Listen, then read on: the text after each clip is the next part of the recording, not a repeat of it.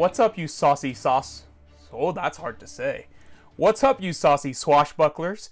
It's Chris with Tabletops and Tentacles, here with an interview with Alan Bahr from Gallant Knight Games. We sat down to talk about his current Kickstarter for Zinequest, Swordpoint. What's up, everybody? It's Chris with Tabletops and Tentacles, here with Alan Bahr of Gallant Knight Games. And we are here to talk Zinequest 3. How's it going, man? It's good. How are you? Good. So it's Zinequest 3. This is the first year you've done a zine for Zinequest 3. It is the first year. You've launched like 734 Kickstarters for RPGs, but you've never done Zinequest. Like 20. Jeez. Oh, sorry, I was referring to the ones that you've written that you haven't launched yet. Oh, well, that's like... Anyway. Yeah, right.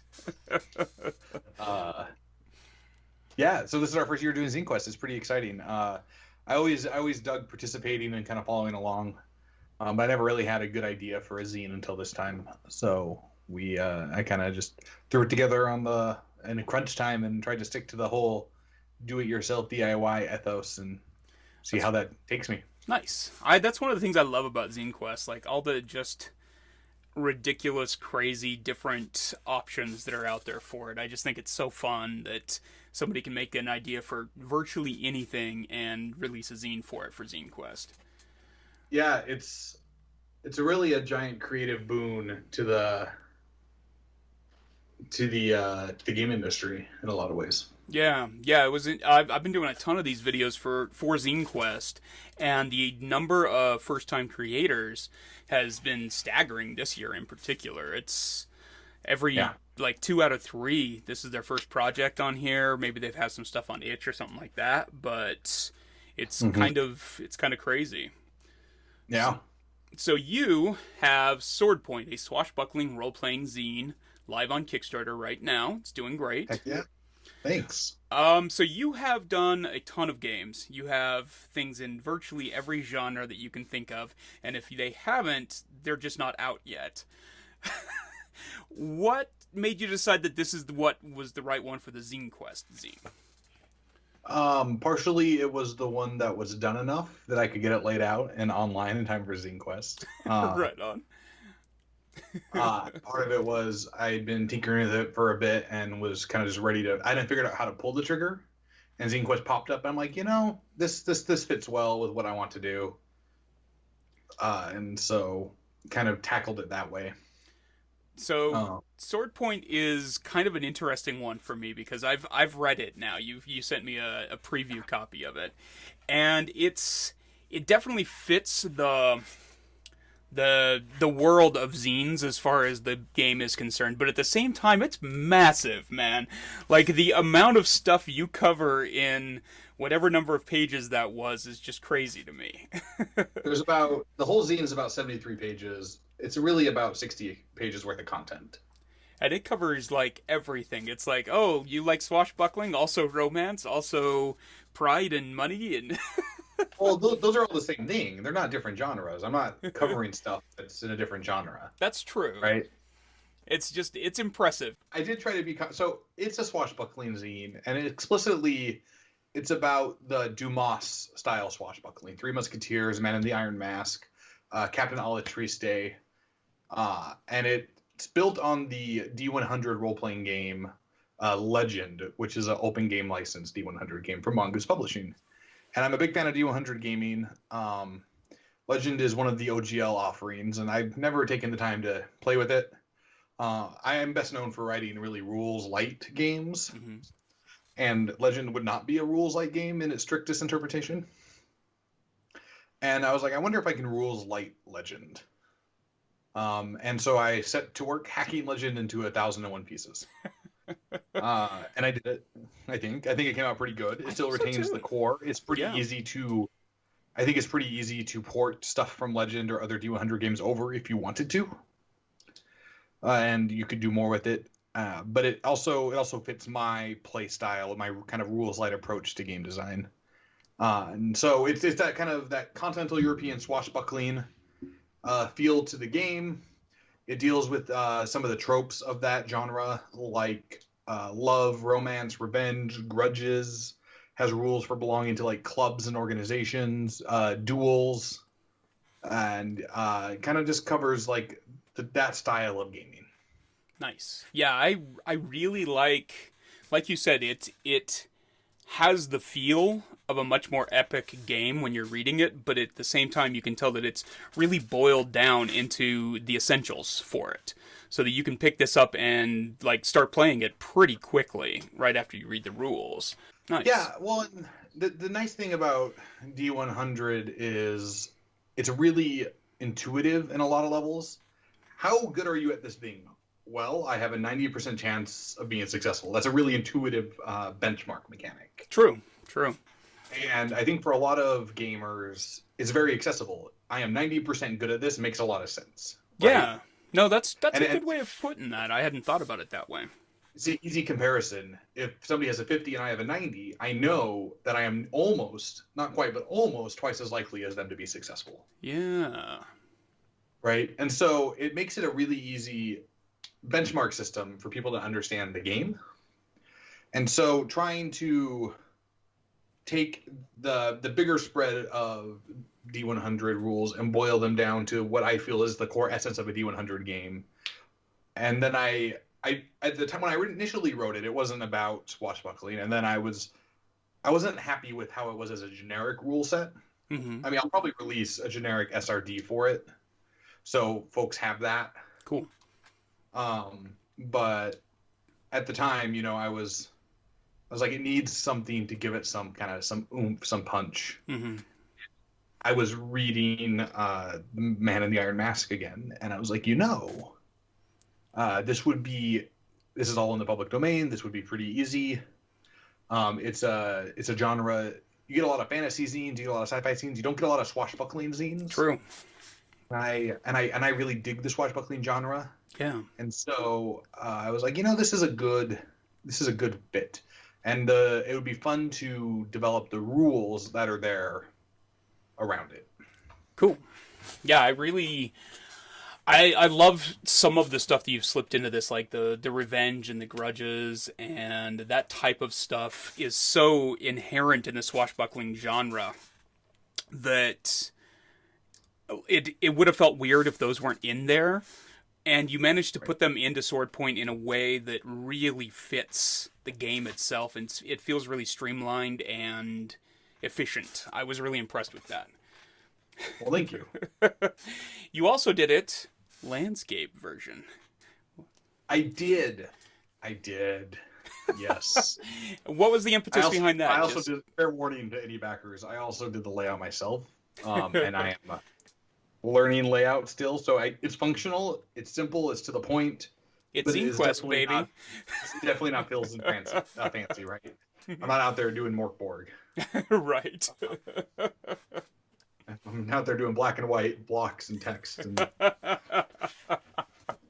you use more than just one font, though. It's impressive. I use more than one font. I don't think I left any orphans on the page. I managed to keep everything kind of tight. I was like, I think I got this. Yeah, I did a landscape. So with the prevalence of online gaming, especially over the last year, people are using tablets, computer screens. You're in front of your devices a lot more when you're gaming. Mm-hmm. And I think there's a lot of interesting real estate in the visual design elements of landscape format. Yeah. And I wanted to, and conveniently my printer does a 5x8 landscape size book. Nice. So I was like, well, this is the time to try it. Yeah. And so, and there's some drawbacks. For example, doing international is a lot harder because Director RPG doesn't do a landscape in that size, even though they have a 5x8. Yeah. They don't have a landscape. And so I would have to convert it to portrait, which I could do. Mm-hmm. I would just need to. And to put it on drive-through. So it's hampered our ability to reach international customers with physical print. Mm-hmm. But because the PDF's $1, I don't think anybody's missing out. But yeah, I designed it explicitly to be easy to use and look at on a tablet. My little 5x8 iPad right here. Yeah.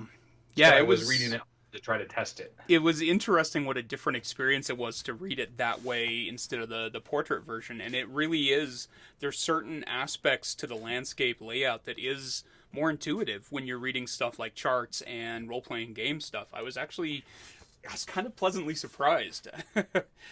Yeah, and I imagine somebody who knows more about layout and visual design could probably do a lot better, obviously. But it was interesting to try. Actually, there were some hurdles. Charts were actually a hurdle because most RPG charts tend to go long; they don't go wide. True. And so, like some of those weapon charts, I was like, how can I get this onto one page? Because there'd be like 3 or 4 rows on the next page, and I was like, well, that's terrible. Right. So how can I condense this and change this? And yeah, I got there, but it was different. It was interesting. That's cool. And I think that's one of the things that's so cool about Zinequest is that it gives creators like you guys that might be locked into something specific in a certain style to try something a little weird, a little different than what you usually do. I think that's cool. I think Swordpoint is a super cool game, and it is live now for another few days, right? How many more days do you have on that? Yeah, we close on Friday. Yeah, you got 3 days to get in on this. And like you said, the PDF is $1, which is, that's fairly reasonable for an RPG. That's crazy cheap, man. That's a good deal. Yeah, well, I felt it was the best price point, all things considered, because, Since you're doing all the layout and everything yourself. Yeah, there's not... All the art's public domain or from Shutterstock or something, so it's not super heavily illustrated. I think there's in all 60 pages, there's maybe 6 or 7 pieces of art, and I think 4 of them are just swords that are filling white text at the bottom of a paragraph. Nice. So I mean, visually, it is definitely a lot of just text. Nice. And I felt like $1 was, That's cool. $1 was what it was. So. And then they can get the printed copy for $5, and it comes with the PDF as well. So that is a good deal. If you're in the U.S., yep. Cool. Nice. Yeah, I've been reading these old AD&D adventure books lately, and there are many pages where you can tell that they're like, oh, we've got a half inch here. Let's throw a skull down at the bottom of it. Yeah, well, and I mean, filler art's a time-honored RPG tradition, right? Yeah, it's great. It'll always get used because you need it. Exactly. Thanks a lot, man. So where can people find you? Yeah, so I'm on Twitter at Alan Bahr, or our company Twitter is at GallantKGames. You can find us at www.gallantnightgames.com. Our games are on drive-thru. We also have a Facebook page, facebook.com/GallantNightGames, as well as an official Facebook group, stuff like that. And Discord. We got all this stuff. I don't know, just we're around. Just look for it. You'll find him. What do you have coming up after Swordpoint? So we'll be doing a Tiny D6 Kickstarter for a Tiny D6 book in the near future, as well as we're working with Biohazard Games to do a new edition of their Blue Planet role-playing game. Ooh, which is a science fiction oceanic role-playing game you might remember in the 90s. My brother loved that game, yeah. Yeah. Nice. So that should be on Kickstarter in April. That's cool. Pending everything staying on track. Right. But yeah, so that's kind of where we're going. Right on, man. Well, as always, there'll be links to his project below. I'll throw links to his Facebook group, which is pretty active. That group has got a ton of people on it, and they're always crazy and making fun of you, which is great. No, just kidding. I get made fun of a lot by my own communities. It's very strange. You've got a very self-effacing sense of humor anyway, so it makes sense. I know. So somebody complained about that. They're like, your Swordpoint page is a little tongue-in-cheek. I think you're taking it seriously. I'm like, I'm not. It's Zinequest, baby. It's Zinequest. I do it what do you want from me here? I've done a lot of big Kickstarters where I have to wear my marketing hat all the time, and I'm not doing that this time. So I'm just gonna have fun. You get unvarnished Alan. Go swashbuckling. Right on, man. Thank you so much for coming on, and you guys should definitely go over check out Swordpoint. It's $1, and it's at least worth $2, guys. It's a deal. That was Alan Bahr with Gallant Knight Games. Thanks so much for coming on, Alan. His Zinequest zine, Swordpoint, is live now for another couple of days, and it's definitely a lot of fun. I'm amazed how much he crams into that little zine. It's super cool. As always, thank you so much for tuning in. If you'd like to support the channel, you can go to tabletopsandtentacles.com to find links to our Patreon, or you can back our zine that's live today, 3 Dice 6. It's a little dungeon creepy crawler with insect bugs fighting giant spiders. It's a lot of fun. Thank you so much for watching and listening and supporting indie creators. May you live in interesting times.